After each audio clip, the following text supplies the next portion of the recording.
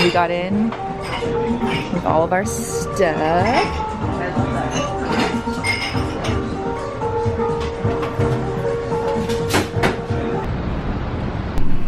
Yeah, I have over 200 emails from the last week just of Tribeca stuff, so it's been crazy to try and go through everything. But I'm making a small dent.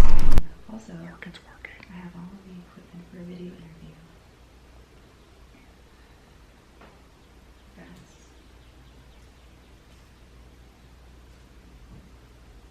I'm going to FaceTime Ryan Rojas because it's 8:30 in Los Angeles, and that means it's wake up time.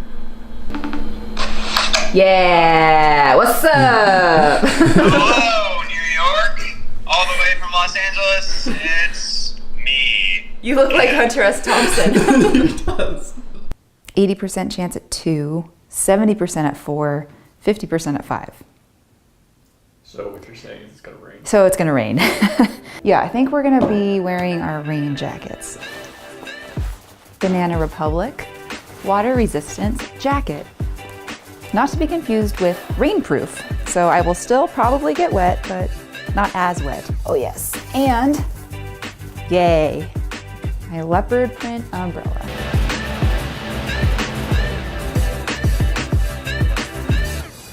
We only took a slight detour. We didn't really get lost, technically. Morgan got us lost.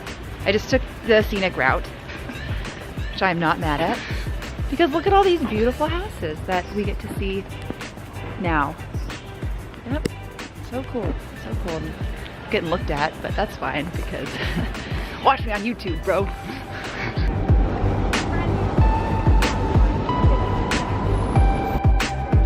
Whoa, great.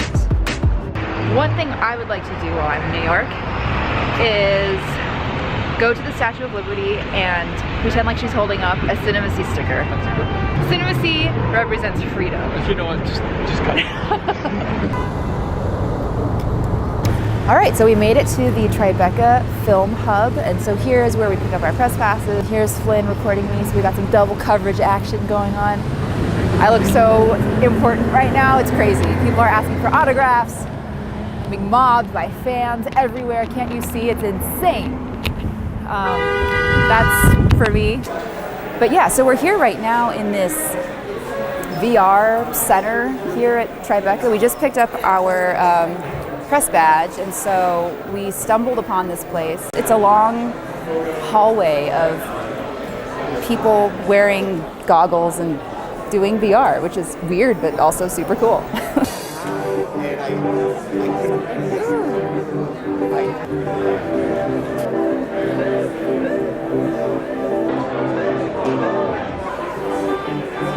Basically watch the story of how this girl got caught up with the wrong crowd, got sent to jail, and now has come back and redeemed herself by discrediting everything that she did and kind of becoming a new person. But the craziest thing is that we're there, like we were in the jail, we were in her school, we were in this circle of former Nazis, and it was crazy. I never want to go to jail after seeing this. I never wanted to go in the first place, but especially after seeing this. So here we are in one of the festival lounges here at the Tribeca Film Festival. This lounge is awesome. They have free drinks over there. There are filmmakers being interviewed over there. We're, 7 floors up, and we can see the entire New York skyline. It's beautiful. I think we should go outside. The lighting's great. It is great. All right, please go.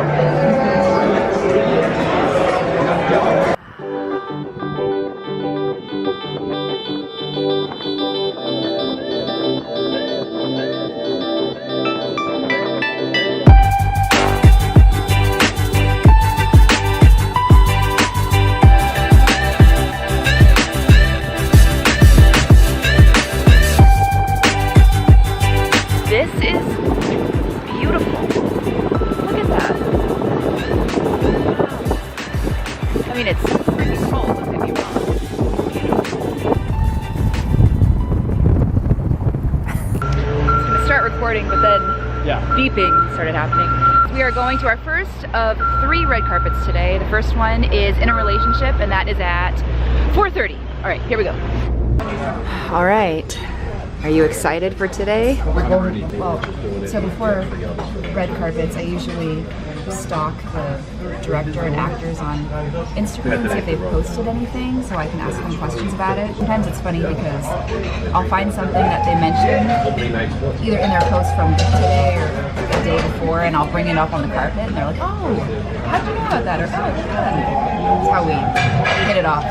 So, doing my homework now, it will pay off later. So here we are, setting up for our very first red carpet at the Tribeca Film Festival. It's a pretty small carpet. I'd say it's about the size of a Sundance one.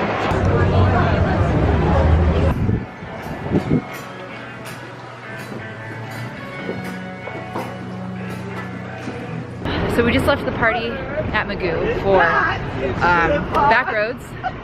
And I'm actually going to be interviewing Alex Pettifer and Nicola Peltz tomorrow at the Roxy Hotel for Backroads, so 2-on-1. Our first 2-on-1 festival experience. And we are currently on our way to the SVA Theater for our red carpet for Duck Butter. Day number 3. Day number 2 of working, but day number 3 of being in New York. I'm so tired. And we are so tired. We are on our way to the Roxy Hotel to do an interview with the cast of Backroads.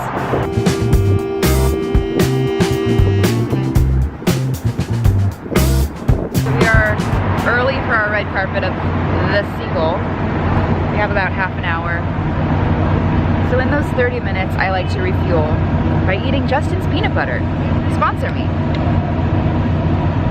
She's hangry. She's very hangry. I was very hangry earlier.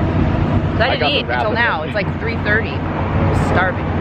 But I was gonna say, Starbucks, your eggs were frozen and that one was crunchy and it was disgusting. Behind the scenes, this is what it looks like.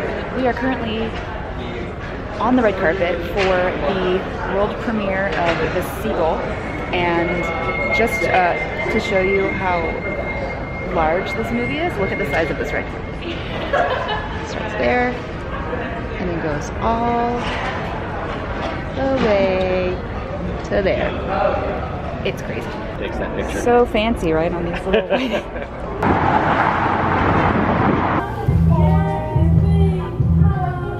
This is day, let's see, Thursday, Friday, Saturday, Sunday, Monday. Oh my God. There's one question that I've been asking a lot of the talent when they come by on the carpet, and that is, since we're in New York, and the slogan for New York is "I love New York," you know, on t-shirts like I Heart NY, hats, the whole deal. So I ask everyone, what is something that you love that other people might not know?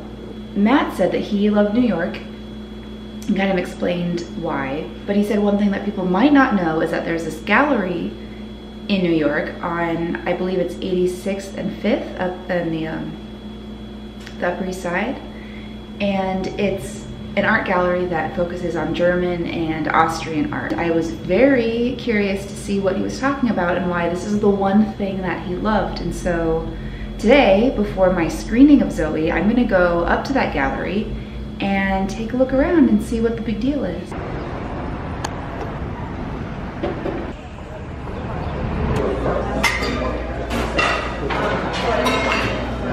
So I have a couple hours to kill before my next screening at 3:30. It's about noon right now, and so I am in Central Park. I think I'm just gonna walk from the Upper East Side down to Battery Park, the Regal Cinema, which might sound crazy to New Yorkers because I think it's about a 2-hour walk if I walk slow, but why not?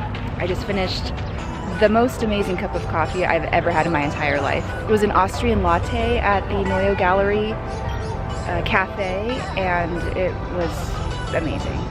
It was $7 and it was really small, but it was amazing. I've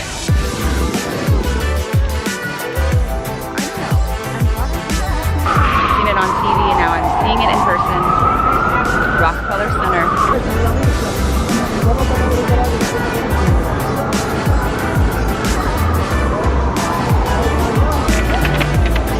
Now we're heading to Washington Square Park.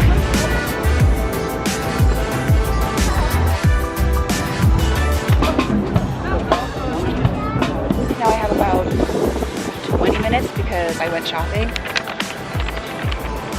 Don't regret it.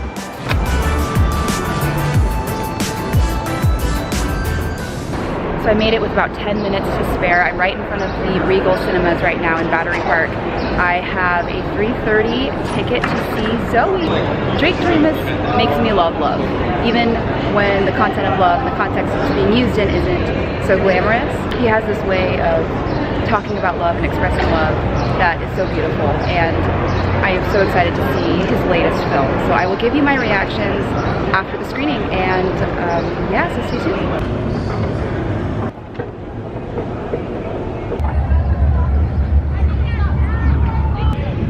The movie was incredible. Drake Doremus has such a way of capturing this feeling of love and making this intangible thing so tangible, so honest. You don't have to be a single person to relate to this movie. You don't have to be in a relationship to relate to this movie. So I told Drake Doremus on the red carpet that he's kind of the love doctor for the indie film crowd. He addresses problems in relationships and doesn't necessarily set out to solve those problems, but there are these feelings that personally I've felt before, and I didn't realize other people felt the same way. And they must, because Drake Doremus, you know, makes movies about them. In Zoe in particular, the premise is, do we need a relationship to be happy? And what makes up a relationship? What makes something real? Is being human automatically make something real?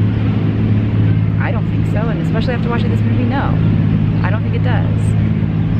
And if that doesn't make any sense to you, yeah, it will after you see Zoe. And I highly, highly, highly recommend it. Yeah, wow.